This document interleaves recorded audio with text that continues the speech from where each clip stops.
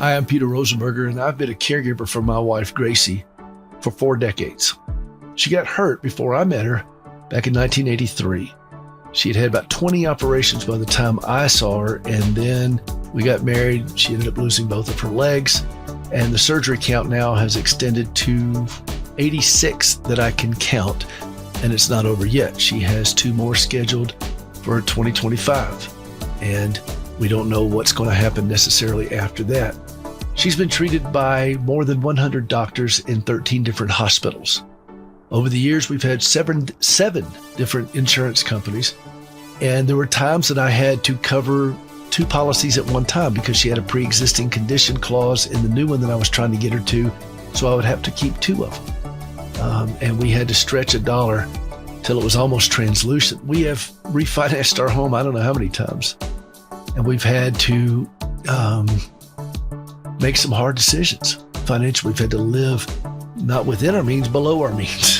And because think about all the hidden cost of being a caregiver. And I'm not talking about just the major medical stuff. I mean, if you got insurance, you got to deal with that, but you got deductibles and the co-pays. But then you have adaptive equipment, stuff for the home, back and forth to the pharmacy, the time lost from work, the opportunities lost that you can't take that kind of job because logistically it's not going to work. You have to be there.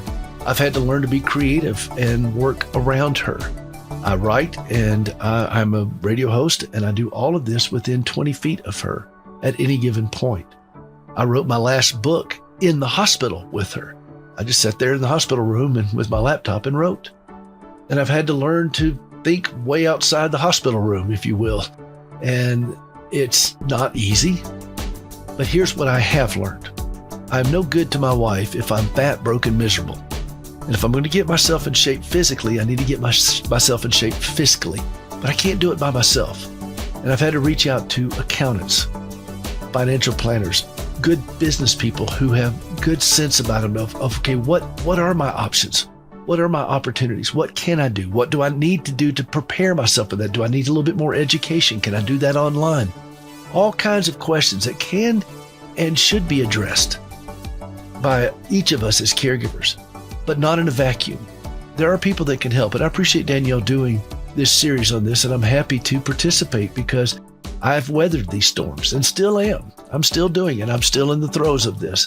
But I've learned that, healthy caregivers make better caregivers, and that includes financially healthy caregivers too. It's not easy, and anybody that tells you it is will lie about other things, but it's not out of reach. We can get to it. We can do it, but never alone. Caregiving's hard enough. Don't let somebody do this by themselves is the way I approach it. And so I don't want you to do this by yourself. There are people that will help you. But we got to know the right questions to ask. We got to be willing to get creative, and it is a lot of work. But it's a great work because you're doing something that has substance for somebody that you love. All right?